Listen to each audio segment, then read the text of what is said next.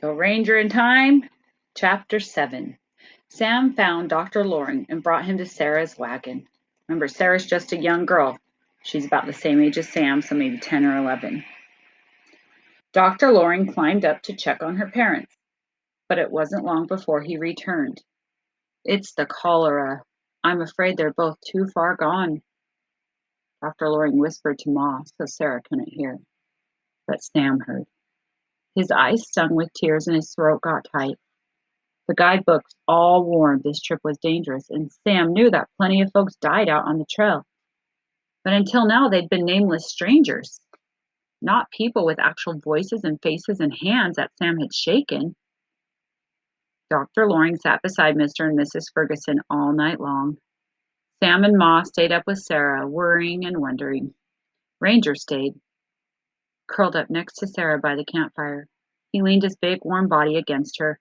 Ranger understood sad. He remembered when Luke and Sadie's grandmother had died, and everyone cried. He understood there wasn't much you could do about sad, but snuggling sometimes helped a little, so that's what Ranger did. In the morning, Dr. Loring came to the Abbott's wagon. Sarah jumped up and started toward him. Dr. Loring shook his head. "I'm sorry," he said. "I'm so very sorry." Sam watched Pa and Mr. Harrigan and the Beard brothers dig a grave for Mr. and Mrs. Ferguson. Ma tried to keep Sarah away, but she insisted on watching too. She never cried.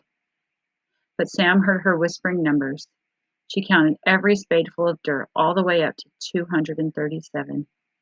She watched as they laid her mother and father down in the prairie, said some prayers, and shoveled all that dirt back in. And then it was time to go. Sam felt like there should be more ceremony, more prayers, more time. He wanted more time to say goodbye. I mean, Sarah just lost her mom and dad, and now she's alone. She's alone on the Oregon Trail. But there were miles to be covered. They had to get through the mountains before winter. So Pa hitched up the oxen. He shouted, "Get on, Fergus, get on, Jed," like he did every morning. The men drove every last wagon over the grave as if they were saying goodbye. But Sam knew the real reason. He'd heard the men talk about wolves. Running the wagons over the grave packed the earth, so it was more likely Mr. and Mrs. Ferguson would rest in peace. If you didn't put the dirt hard, the wolves could come and dig it up and eat the bodies. And that was really sad, so they tried to pack it down so the bodies could lay there peacefully and be buried. Sarah walked beside Sam and Ranger. She was part of the Abbott family for now. Ma had promised to take care of her until they got to the parting of the ways where the trails split. Then Sarah's parents had planned to take the Mormon Trail to the Salt Lake Valley where her Uncle Aaron and Aunt Helen and all those cousins were waiting to help them settle a new farm. When the Abbotts got to the next fort, Ma planned to send a message to Sarah's relatives so they could come meet them and take Sarah to her new home by the Great Salt Lake. Good thing she has relatives far away that she can go live with. Every day that passed put more miles between Sarah and her parents' grave. She collected buffalo chips with Sam and Lizzie for the campfire each night, but she was quiet, as if part of her had died too. Only the prairie dogs made her smile. Those are like little gopher dogs popping up out of the dirt. Imagine just being a little bit older than you are now and your mom and dad dying and you're all alone with people you don't know in the middle of nowhere going to a new home. It's hard to imagine. They're curious creatures, aren't they? Lizzie watched with Sarah as one little fellow peeked out of his hole. Half squirrel and half puppy dog. Ranger liked the prairie dogs too. They'd stand at the openings to their burrows, barking as the wagons approached. Prairie dogs weren't as much fun as the squirrels at Luke's house, though. Squirrels raced around the yard and over the picnic tables and zigzagged through the garden. Prairie dogs jumped into their holes and vanished as soon as Ranger came near. Still, Ranger couldn't resist chasing a few along the way. He never got so carried away that he lost sight of Amelia, though. He stayed close to all the children when the wagon train crossed creeks in the daytime. He kept track of them when the wagons circled at night. Ranger had come to love Sam and the rest of the Abbotts and Sarah, but he never stopped missing his home. Each night before he went to sleep, Ranger took a walk through the wagon, sniffing the evening air. He'd smell oxen and horses and simmering stew, but never what he hoped for most, because Luke wasn't there. He was looking for his boy. Each morning meant the start of another long walk. Sam tracked every mile in his father's guidebook.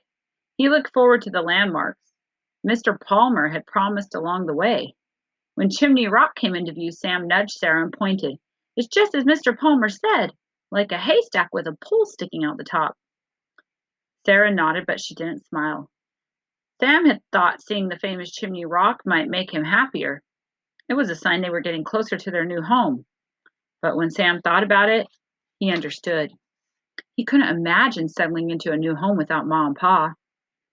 4 days later, the Abbotts and the rest of their wagon train arrived at Fort Laramie, a supply post about one-third of the way to the Oregon Territory.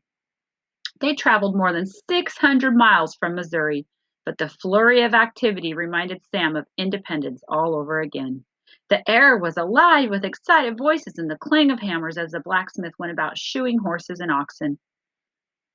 There must have been 200 wagons, along with Lakota Sioux men who had come on horses to trade.